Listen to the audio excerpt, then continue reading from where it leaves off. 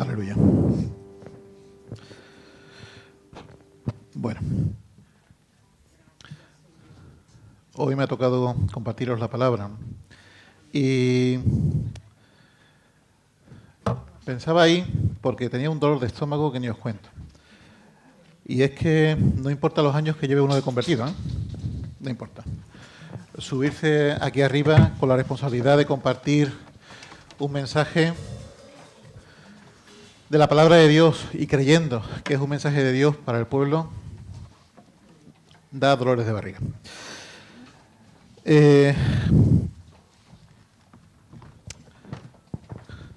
¿Podéis bajaros todos? Sí, perfecto.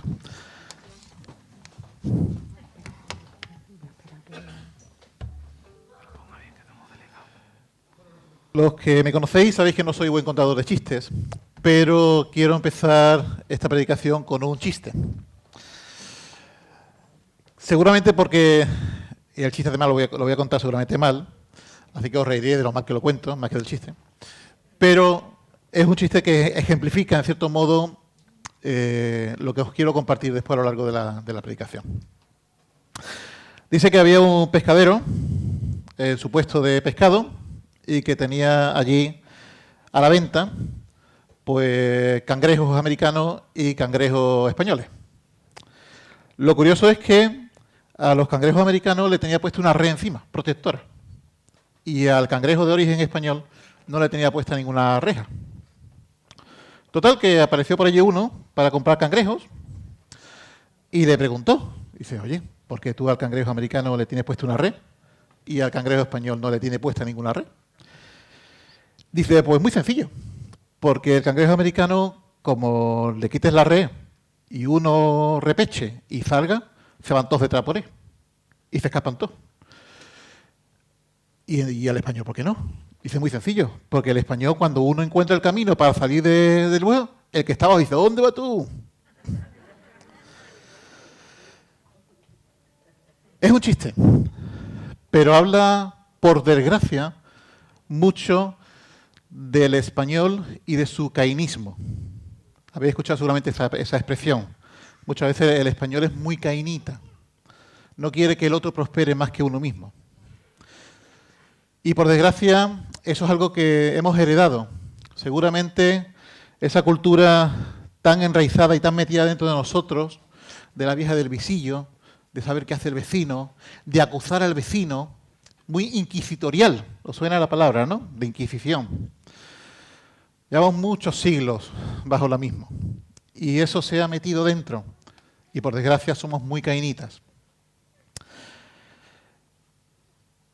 Seguramente conoceréis a un político que falleció hace unos años, Alfredo Pérez Rubalcaba. Él decía una frase que no lo decía él solo, lo decía mucha gente. Dice que en España se entierra muy bien, pero se honra muy poco cuando alguien está en vida. De hecho, cuando él murió, porque lo hizo prácticamente todo en política, menos ser presidente del gobierno, todo el mundo, el que siempre le hizo oposición y el que estaba más en contra de él, incluso lo alabó, y todo el mundo lo alabó, pero ya muerto. Somos así. No hace mucho, en Alemania, conoceréis también a la Merkel, supongo, para el que no conozca el detalle, hija de pastor, por cierto. Dejaba después de no sé cuántos años, si eran 16 o 17 o 15, no recuerdo, presidiendo Alemania, y además dejaba la Cancillería, la presidencia alemana, en manos de su opositor. Y se hablaron maravillas el uno al otro. Ella hablando de lo difícil que era el puesto y que le daba la enhorabuena por haber conseguido, y el otro agradeciéndole los años de servicio al país. Nada que ver con lo que aquí sufrimos. Hay una gran diferencia cultural, pero esa diferencia cultural, podríamos hablar mucho sobre ella, se enfatiza en algo muy sencillo, que por desgracia sufrimos todos. Dice la Escritura, en Romanos 12:15, gozaos con los que se gozan y llorad con los que se lloran, con los que lloran. Es muy fácil llorar con el que lloras. Es muy fácil llorar con el que llora. Porque cuando tú lloras con el que está llorando, de alguna forma tú estás en una posición de superioridad. Tú estás en una posición en la que estás consolando, en la que estás seguramente restaurando, en la que tú estás... Llorar con el que llora es muy fácil. Por eso aquí en España se entierra también. Pero gozarse con el que se goza no te coloca en la misma posición. Posiblemente el que se está gozando tiene un mejor trabajo que tú. Y se alegra porque tiene un mejor trabajo ahora. O tiene un gozo mayor porque tiene X que a lo mejor o ha alcanzado algo y a lo mejor tú no lo tienes. Y alegrarte con la misma honestidad que cuando lloras es más difícil. ¿Por qué? ¿Qué es lo que subyace en el corazón del ser humano? Algo que todos conocemos. Y es el ego, la envidia, el egoísmo, el que yo soy primero.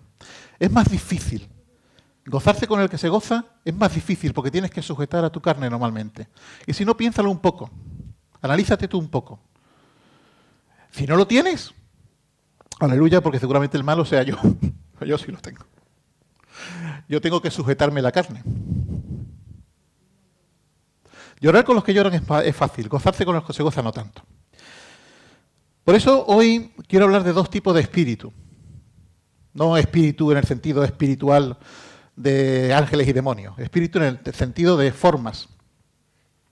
Y es uno el espíritu de Caín. Antes ya he utilizado la palabra cainita, refiriéndonos al español, que suele ser muy cainita. Y después lo voy a contraponer con otro espíritu, que os comentaré el personaje que voy a utilizar.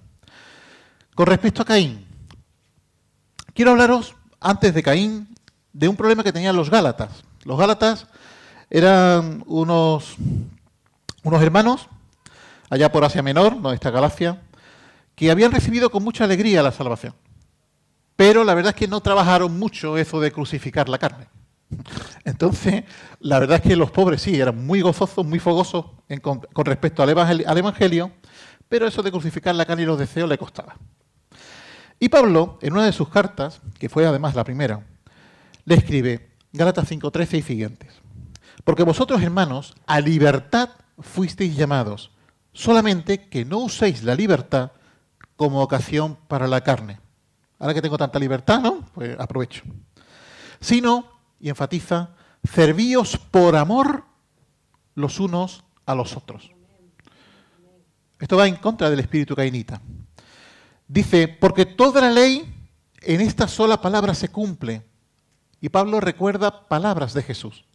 Amarás a tu prójimo como a ti mismo. Si somos capaces de amar al otro como yo mismo me amo, como mi ego me amo a mí mismo, tenemos solucionadas las relaciones humanas.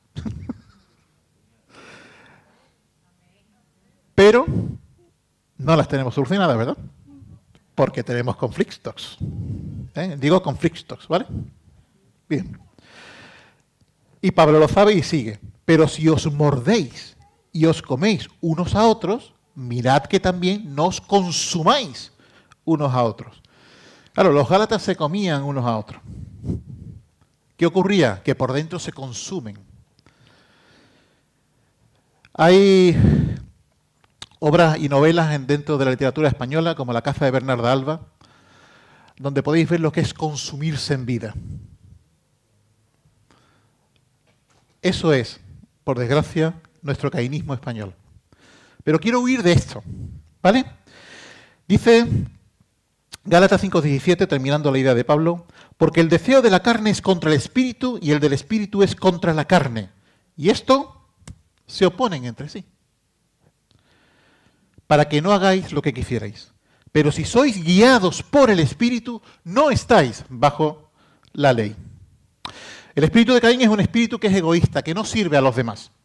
Y donde lo único que busca es el beneficio de uno mismo. No le agrada estar debajo de alguien o estar difuminado entre la multitud.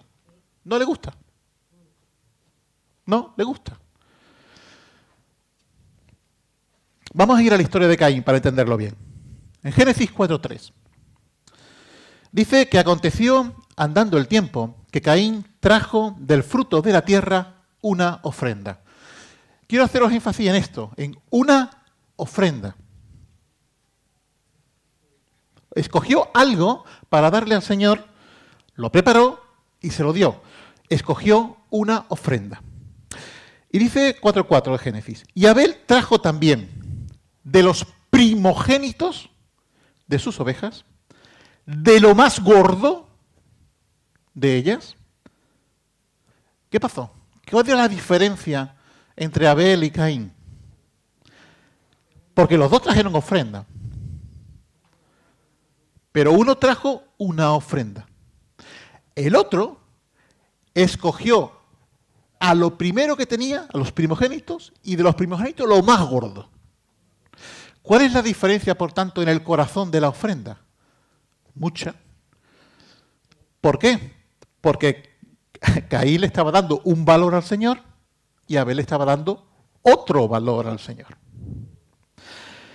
Está claro que al escoger lo mejor para darle al Señor, lo preparó y se lo dio. Dice Dios que no miró con agrado a Caín y la ofrenda suya. Y como se dio cuenta Caín, dice que se ensañó Caín. Se enfadó.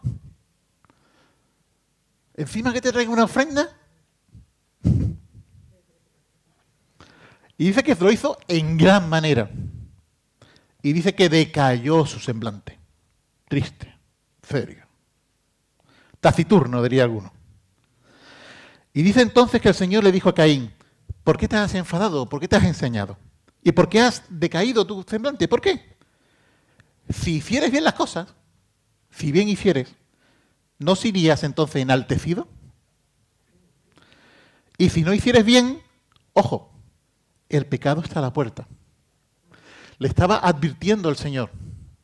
Si hicieres bien las cosas, te saldrán bien, tranquilo, serás levantado, serás exaltado, enaltecido.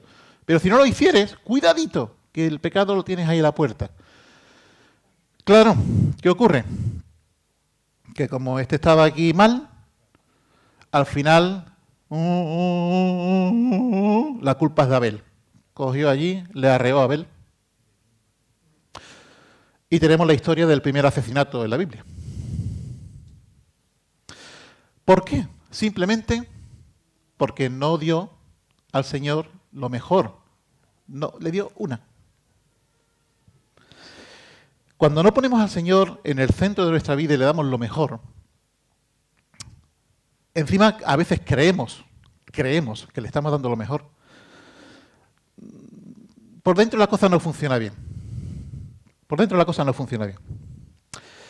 Dice Pablo, en un par de citas que voy a comentar, en Romanos 13:13 y en 1 Corintios 13:4, acerca de estas cosas, dice, andemos como de día, honestamente, no en glotonerías y borracheras, no en lujurias y lascivias, no en contiendas y envidia, sino vestíos del Señor Jesucristo y no proveáis para los deseos de la carne. En 1 Corintios 13, un versículo que seguro que os conocéis mucho, dice, el amor es sufrido, es benigno, el amor no tiene envidia. No tiene envidia. El amor no es jactancioso y no se envanece. Vamos, que no se pone pavo real. Como el que cantaba pavo real, pavo real. No hace nada indebido. No busca lo suyo. No lo busca. No se irrita, no guarda rencor. No se goza de la injusticia, sino que se goza de la verdad. No quiero hacer énfasis en este espíritu cainita, porque lo que os quiero llevar es al buen espíritu. Y si tú notas que durante la predicación algo falla en ti, pues aprovecha. Está en el mejor lugar para arreglar. Pídele perdón al Señor. Señor, no quiero ser así. Porque sé que fulanito y menganito pues están prosperando más que yo. Y eso me trae a mí de cabeza. Bueno, pues es el momento de arreglarlo. Dice, o vamos a contraponer a ese espíritu de Caín otro espíritu, otra forma de ser. Y es el espíritu de Bernabé. Quiero hablaros de Bernabé. La primera vez que aparece Bernabé en la Escritura aparece en Hechos 4, versículo 36. Por cierto, Bernabé, su nombre real es José. Dice Hechos 4:36. Entonces José, a quien los apóstoles pusieron por sobrenombre Bernabé, que traducido es hijo de consolación, aquel que trae consuelo, también se puede traducir como hijo del profeta o también como amado. Son diferentes traducciones dependiendo de qué consultéis. Pero la Biblia dice que traducido es hijo de consolación. Que era levita, era sacerdote y era natural de Chipre. Dice que como tenía una heredad, tenía una finca, no sé si sería una finca rústica o urbana, pero era una finca. Dice que la vendió y trajo el precio de esa venta y lo puso a los pies de los apóstoles. Qué curioso que la historia de Bernabé empieza como la de Abel. Coge lo mejor que tiene y se lo da al Señor. Coge lo mejor que tiene y se lo da al Señor. Punto. Pero eso ocurre en el versículo, o al final del capítulo 4. El capítulo 5 del libro de Hechos comienza con una historia realmente trágica, que es la historia de Ananías y Zafira. Si habéis leído la historia de Ananías y Zafira, os dais cuenta que ellos venden también una propiedad y la traen a los pies de los apóstoles.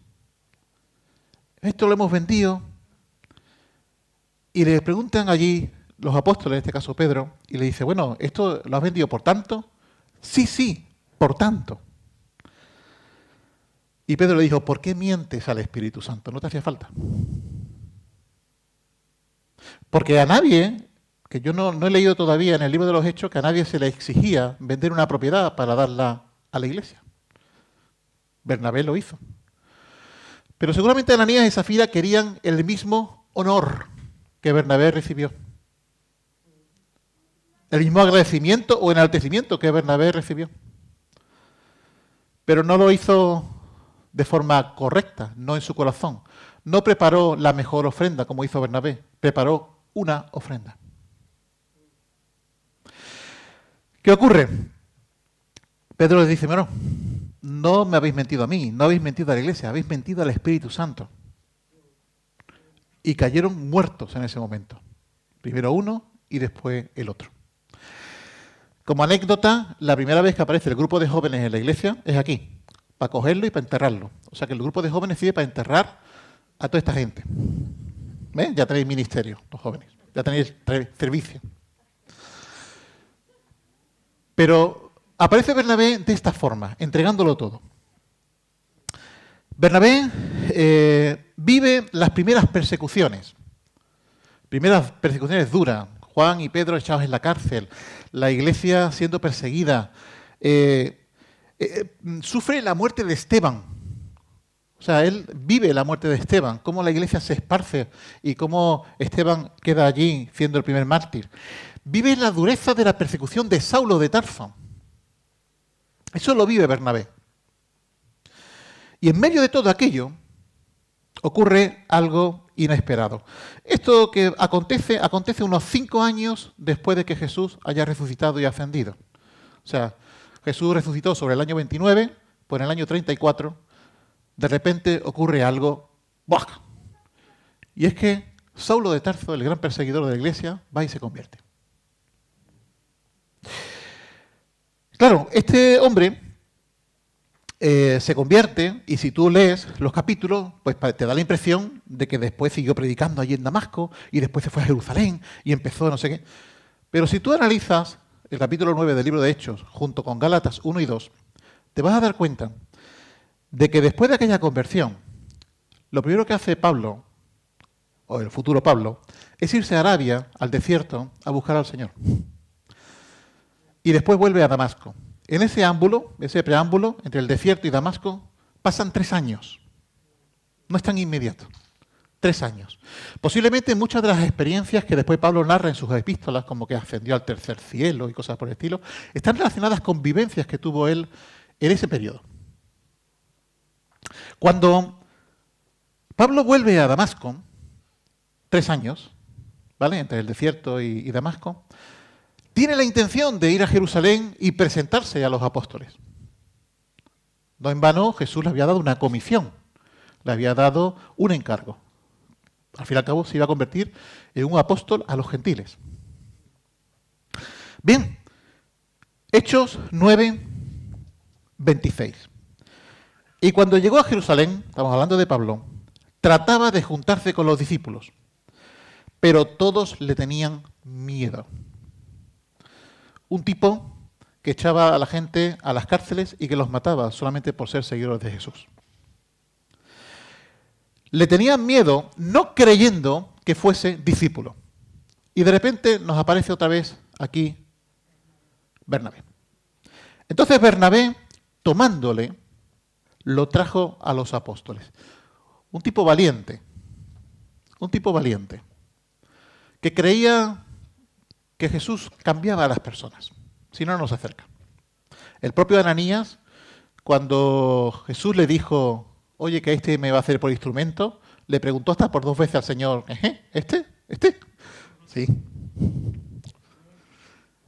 Bernabé se acercó y lo trajo a los apóstoles. Y dice que les contó cómo Saulo había visto en el camino al Señor, el cual le había hablado, evidentemente le contaría lo que Jesús le habló, y cómo en Damasco él había hablado valerosamente en el nombre del Señor. Bien, si volvemos a cotejar Hechos 9 con Gálatas 1 y 2, nos damos cuenta que Pablo se nos va a Tarso y se tira 10 años en Tarso. No es tan inmediato. O sea, 10 años que se va para Tarso. 13 años ya desde que Pablo se convierte. Y todavía no ha trabajado con gentiles.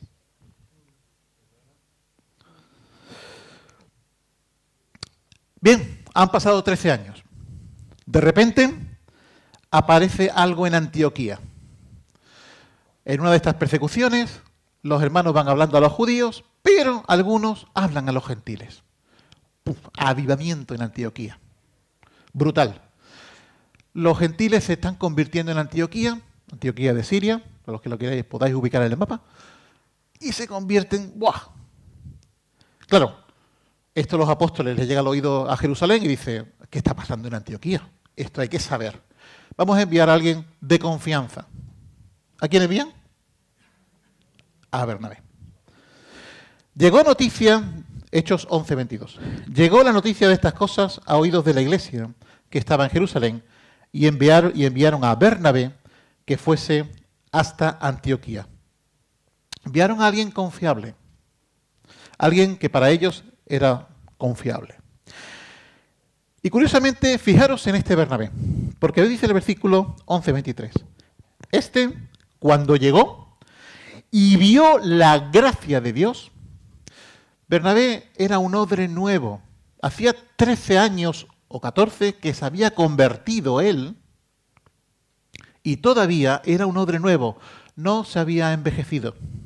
Porque lo que estaba viendo, si él tuviera sus estructuras judías bien férreas, lo hubiera partido. Estaba viendo a gentiles hablando en lenguas, a gentiles siendo transformados, a gentiles abandonando el pecado, y ninguno se había cortado el prepucio. Ninguno se había hecho judío. ¿Qué está pasando aquí? Cuando vio la gracia de Dios, se regocijó y exhortó a todos que con propósito de corazón, o sea, con todo el corazón, como él mismo había vivido y vivía, permaneciesen fieles, confiables al Señor. Así que Bernabé, que era un odre nuevo y permanecía nuevo, le derramaron encima ese vino nuevo y lo aguantó bien. Pero dice el versículo 24 la razón de por qué esto lo aguantó bien. Dice, porque era varón bueno. O sea, era una persona que era buena y que hacía lo bueno. Era desprendido, dadivoso, era espléndido. Seguía siendo igual que cuando se convirtió. Dice que era lleno del Espíritu Santo. Era, por tanto, dócil a la voz del Espíritu. Era una persona que había trabajado el estar muerto a la carne. Era lleno del Espíritu, porque el Espíritu y la carne se oponen. Para estar lleno del Espíritu, tiene que haber matado a la carne. Era una persona llena del Espíritu. Y dice que era una persona de fe. La fe está relacionada con la fidelidad, con ser fiel, con el compromiso, con la integridad, con la honestidad. Al fin y al cabo, la fe no es otra cosa que cuando a ti te llega ese conocimiento de la salvación, ese convencimiento que hace el Espíritu Santo, y tú depositas confianza en ello, esa es la fe de salvación. Esto es lo que era Bernabé, un hombre bueno, lleno del Espíritu Santo y de fe, que poco se parece a Caín. Bien, ni corto ni perezoso, va y dice, tate, aquí tenemos a gentiles convirtiéndose a mansalva. Y yo conozco a uno que está esperando en Tarso y que tiene un llamamiento específico porque Dios se lo dio cuando se convirtió. Lo voy a llamar porque a este hombre hay que levantarlo. Y va y te llama a Saulo de Tarso. Y va, dice la Escritura, después fue Bernabé a Tarso, o sea, físicamente no fue, oye, llámame a Tarso. No, se fue a buscarlo. Se fajó, se fue a buscarlo. Y dice que se fue a Tarso a buscar a Saulo. Y hallándole, cuando lo encontró, dice que le trajo a Antioquía. Y se congregaron allí todo un año con la iglesia. Y enseñaron a mucha gente. Y a los discípulos se les llamó cristianos por primera vez en Antioquía. Estamos hablando más o menos del año 46, ¿vale? ¿Cómo se saben esos años? Porque por allá apareció Ágabo, que era un profeta, dijo que iba a haber un gran hambre en tiempos de Claudio, y el hambre en tiempos de Claudio fue entre el 46 y 47. Entonces se sabe. Así que sobre esa época, resulta que estuvieron todo un año allí Bernabé y Saulo enseñando en Antioquía. Por aquel tiempo se les une un jovencito, que por cierto era sobrino de Bernabé, un tal Juan Marcos. Y se les añade. Bueno, el tema es que estando en Antioquía, que por cierto Antioquía se ha de convertir seguramente en la iglesia más grande del siglo I, superando a Jerusalén. Seguramente la segunda iglesia o la siguiente sería la de Éfeso. Pero Antioquía fue la mayor. Dice en Hechos 13:1, había entonces en la iglesia que estaba en Antioquía profetas y maestros. Bernabé, Simón, el que llamaban Níger, seguramente porque era negro. Lucio, que era de Cirene. Manaén, el que se había criado junto con Herodes el tetrarca, y Saulo. Y dice que ministrando estos al Señor y ayunando, dijo el Espíritu Santo. Dijo el Espíritu Santo, apartadme a Bernabé y a Saulo para la obra a la que les he llamado. En la Escritura, el orden en el que se dicen los nombres es muy importante. A Bernabé y a Saulo. En este momento todavía Bernabé era como el tutor de Saulo. Todavía Saulo estaba ahí, pegadito a Bernabé, aprendiendo. Que todos vemos a Pablo en la Biblia y lo vemos como un cañón. Pero Pablo creció y tuvo que desarrollarse. Y fue Bernabé el que estuvo ahí al lado, ¿eh? Fue el que le presentó a los discípulos, fue el que se acordó de él, fue el que se lo pegó, fue el que lo metió con los gentiles.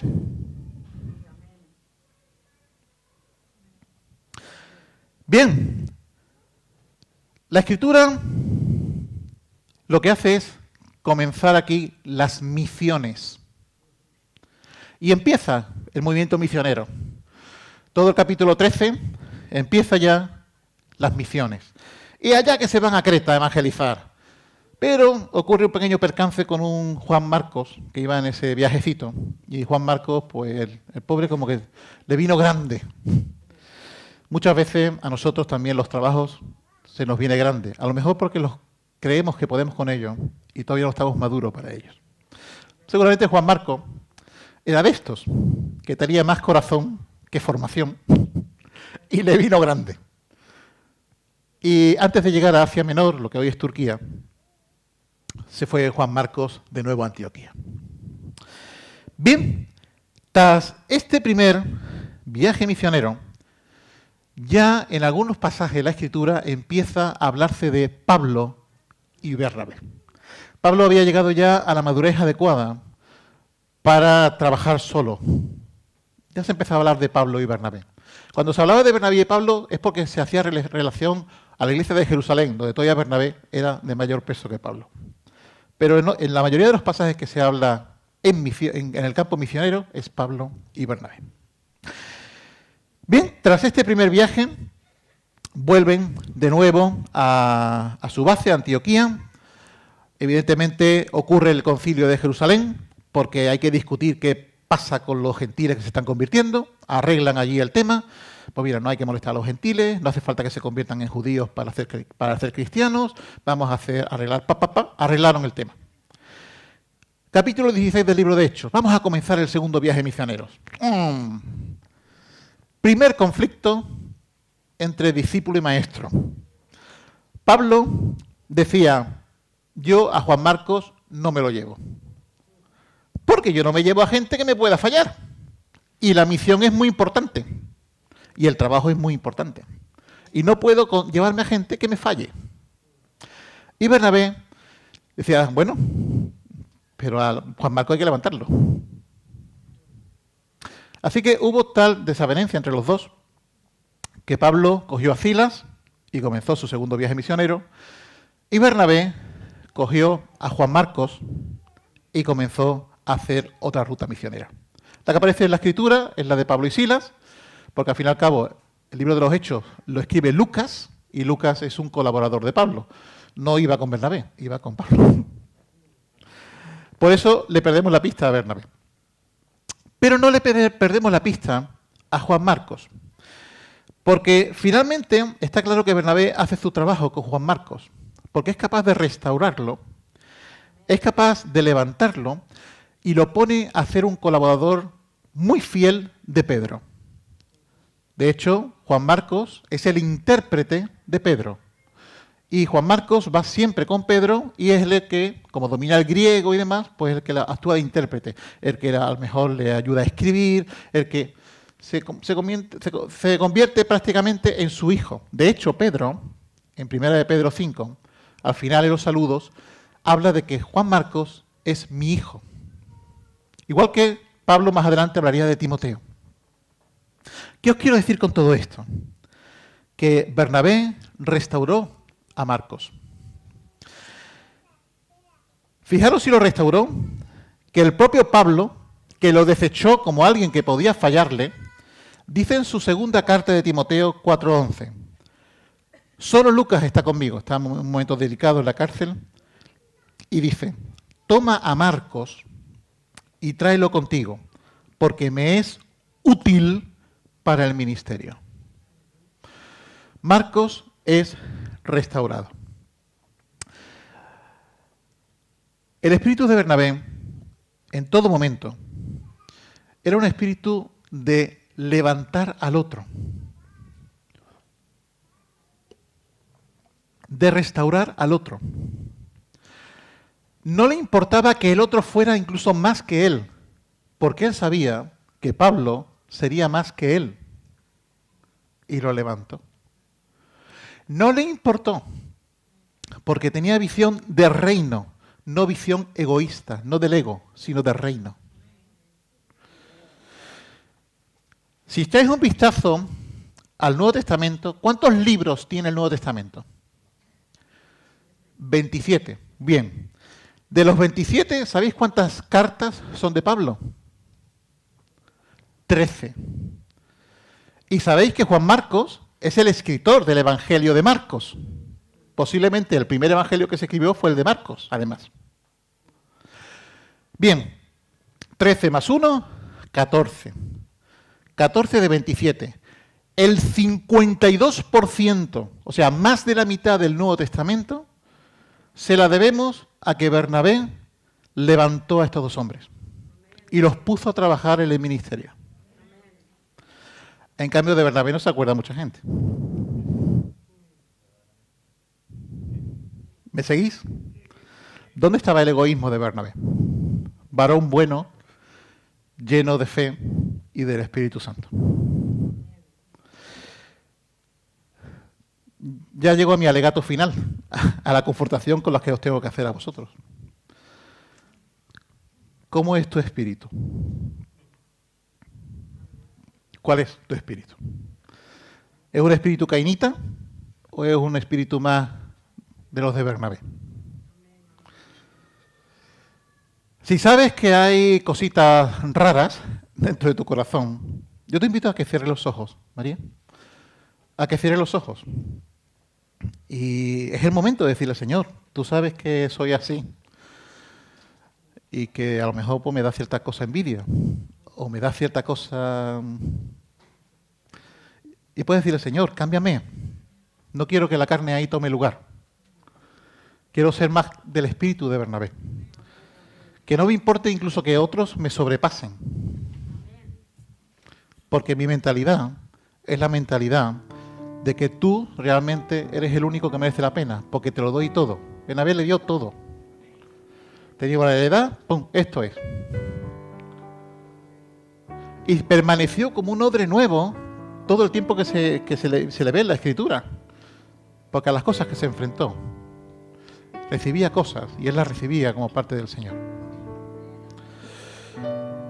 No sé si alguna vez te has mosqueado cuando alguien ha ocupado tu lugar. ¿Te has mosqueado? Porque si te has mosqueado, Caín se mosqueó. ¿Te alegras cuando alguien te supera y tú te has invertido en ese alguien? Reflexiona en eso. Reflexiona en eso. Porque si somos capaces de ser como Bernabé, seremos una iglesia imparable como Antioquía lo fue. Antioquía para mí es una iglesia modelo.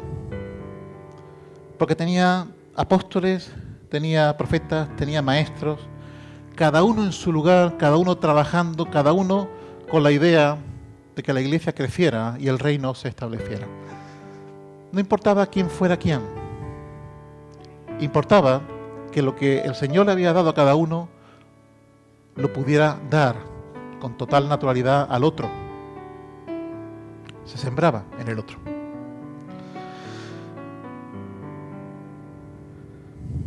Te pregunto aún con más...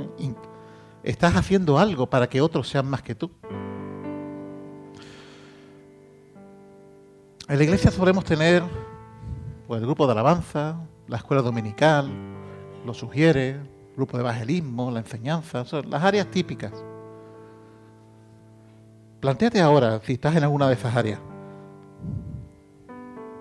Y hay alguno por ahí atrás que tú sabes que te está empujando. ¿Le estás ayudando para que crezca y te pase? Porque si le estás ayudando para que crezca y te pase, y para que sea mejor maestro que tú, mejor cantante que tú, mejor discipulador que tú, mejor ujier que tú, tienes el espíritu de Bernabé. Y este es el que nos hace falta. Este es el que nos hace falta, porque el otro, estamos hartos ya de él, y solo trae destrucción. Pero el espíritu de Bernabé trae edificación, trae crecimiento, y ojo, trae el reconocimiento de Dios mismo hacia nosotros, como iglesia y como cada uno en lo personal. Así que, ¿qué espíritu tienes, hermano? Ponte en la balanza tú mismo. Tú sabes, si hay algo que falla, lo sabes tú. Ponte tú mismo en la balanza. Y ahora es el momento de decirle, Señor, esto que está aquí, que está muy escondido, pero es que tú sabes que está. Perdóname, Señor, y por favor ayúdame a cambiarlo. No quiero ser así. No quiero ser así. Cierra tus ojos mientras cantamos esta canción.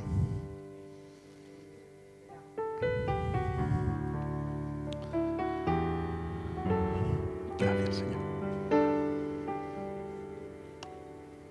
El centro de todo